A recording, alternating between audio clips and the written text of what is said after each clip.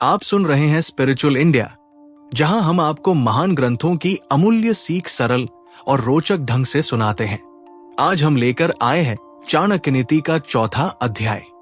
आचार्य चाणक्य, जिन्हें कौटिल्य या विष्णुगुप्त के नाम से भी जाना जाता है, ने इस नीति में जीवन की गहरी सच्चाइयों और समय के महत्व को सरल शब्दों में प्रस्तुत किया है। तो आराम से बैठ जाइए और ध्यान से सुनिए जीवन को बदल देने वाली बातें। जो व्यक्ति समय का महत्व नहीं समझता, वो जीवन में कभी सफल नहीं हो सकता। ये कहानी एक छोटे से गांव के लड़के रमेश की है। रमेश बहुत होशियार था और हर काम में अच्छा करता था, लेकिन उसे समय का कोई मूल्य नहीं था। वो हमेशा आखिरी मिनट में काम करता था, बिना किसी योजना के। उसे लगता था कि समय के साथ चलने की कोई खास जरूरत नहीं है, क्योंकि वह जब चाहे तब अपना काम पूरा कर सकता है। गांव में एक बड़ा मेले का आयोजन था और रमेश को एक प्रतियोगिता में भाग लेने का अवसर मिला। यह प्रतियोगिता बहुत ही महत्वपूर्ण थी, क्योंकि जीतने वाले को गांव के प्रमुख व्यापारी के यहाँ काम करने का अवसर मिलता। रमेश को प्रतियोगिता में हिस्सा लेने का बहुत उत्साह था, लेकिन वो हमेशा की तरह आखिरी वक्त पर तैयार हुआ। वो प्रतियोगिता के शुरू होने से ठीक पहले ही पहुंचा और दौड़ की शुरुआत में बहुत पीछे था। दौड़ते दौड़ते वो कई बार गिरा, लेकिन वो हार मानने वाला नहीं था। वो धीरे धीरे आगे बढ़ने लगा, लेकिन वो समय से बहुत पीछे था। अंत में वो प्रतियोगिता में हार गया। जब वो वापस घर लौट रहा था, तो उसने सोचा, अगर मैंने समय की कीमत समझी होती और पहले से तैयारी की होती, तो शायद मैं जीत सकता था। उसी समय एक वृद्ध व्यक्ति ने रमेश को देखा और कहा, तुम्हें जीवन में एक महत्वपूर्ण बात सीखनी होगी। अगर तुम समय को ठीक से नहीं समझते, तो कभी भी सफलता का स्वाद नहीं चख सकोगे। जो व्यक्ति समय का सम्मान करता है, वही जीवन में कुछ बड़ा करता है। रमेश ने उस वृद्ध व्यक्ति की बातों को गहरी समझी और जीवन में समय के महत्व को जान लिया। उसने अपनी आदतें बदल दी और समय का सही उपयोग करना शुरू किया।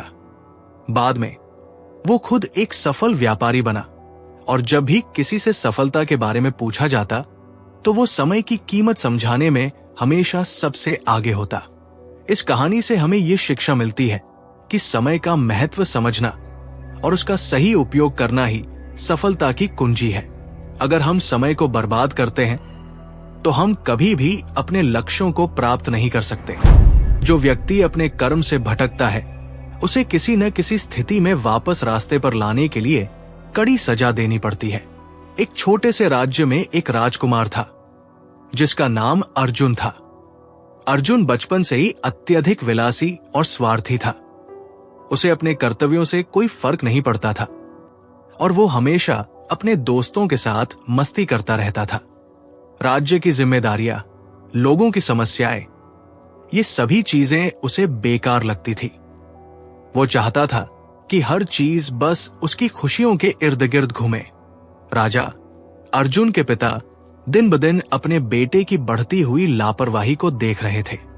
उन्होंने सोचा कि अगर अर्जुन को एक कड़ी सजा दी जाए, तो वो अपनी गलतियां समझ सकेगा। एक दिन राजा ने अर्जुन को आदेश दिया कि वो राज्य के सबसे गरीब गांव में जाए और वहां एक महीना बिताए, जहां उसे खुद मेहनत करके जीवन यापन करना होगा। अर्जुन ने सोचा कि यह सजा तो बहुत ही कठिन होगी, लेकिन चुपचाप चला गया। वो गांव में पहुंचते ही खेती और श्रमिकों के काम करने लगा। वो खेतों में काम करने लगा, मोलभाव करने लगा और गरीबों की स्थिति को महसूस किया। धीरे धीरे उसने समझा कि सिर्फ विलासिता और खुशियां ही जीवन का उद्देश्य नहीं होती, बल्कि दूसरों की मदद करना, कठिनाइयों का सामना करना और जिम्मेदारी लेना भी जरूरी है। जब अर्जुन ने यह अनुभव किया, तो उसने अपने पिता से माफी मांगी। राजा ने उसे समझाया कि कभी कभी कठिन सजा ही व्यक्ति को सही रास्ते पर ले आती है। अर्जुन ने अपना पुराना रवैया बदल लिया और राज्य के सभी कार्यों में भाग लेना शुरू किया। इस कहानी से हमें यह सीखने को मिलता है कि अगर कोई व्यक्ति अपने कर्मों से भटकता है, तो उसे कभी कभी कड़ी सजा की आवश्यकता होती है। ताकि वो अपनी गलतियों को समझ सके और सुधार सके।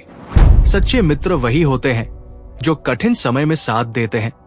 सुख में तो हर कोई साथ होता है।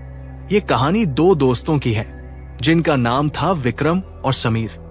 विक्रम एक व्यापारी था जो बड़े कारोबार का मालिक था। समीर एक साधारण सा लड़का था, लेकिन दोनों बचपन के दोस्त थे और हर अच्छे बुरे समय में एक दूसरे के साथ रहते थे। विक्रम का कारोबार बहुत अच्छा चल रहा था और समीर हमेशा उसके साथ खुश रहता था। एक दिन विक्रम के कारोबार में अचानक भारी नुकसान हुआ और वह दिवालिया हो गया। अब विक्रम के पास कोई भी संपत्ति नहीं थी और वो सारा पैसा खो चुका था। समीर ने विक्रम की मदद करने की बजाय अपने आप को अलग कर लिया। समीर का कहना था, अब तुम कुछ नहीं हो तो मैं तुम्हारे साथ क्यों रहूं? विक्रम अकेला और परेशान हो गया, लेकिन उसने हार नहीं मानी। वो अपनी मेहनत से फिर से खड़ा हुआ और धीरे धीरे अपने व्यापार को सुधारने लगा। कुछ सालों बाद विक्रम फिर से समृद्ध हो गया और अब वो अपने पुराने दोस्त समीर से मिला। समीर ने उसे देखा और सोचा, अब वो फिर से सफल हो गया है तो मैं उसके पास क्यों नहीं आ सकता? विक्रम ने उसे एक शब्द भी न कहा और मुस्कुराते हुए कहा, सच्चे दोस्त वही होते हैं जो कठिन समय में आपके साथ रहते हैं, न कि तब जब आप सफल होते हो। समीर को अपनी गलती समझ में आ गई और उसने विक्रम से माफी मांगी। इस कहानी से हमें यह सीखने को मिलता है कि सच्चे मित्र वही होते हैं जो कठिन समय में आपका साथ देते हैं। धन्य है वे लोग जो दूसरों के कल्याण के लिए कार्य करते हैं, क्योंकि उनका जीवन सच्चे सुख से परिपूर्ण होता है। ये कहानी एक महान संत की है जिनका नाम श्री राम था। श्री राम एक छोटे से गांव में रहते थे और उनका जीवन पूरी तरह से दूसरों की सेवा में व्यतीत होता था। वो दिन रात अपने गांववासियों की मदद करते रहते थे। गांव में किसी को भी कोई समस्या होती, श्री राम तुरंत उसकी सहायता के लिए पहुंच जाते थे।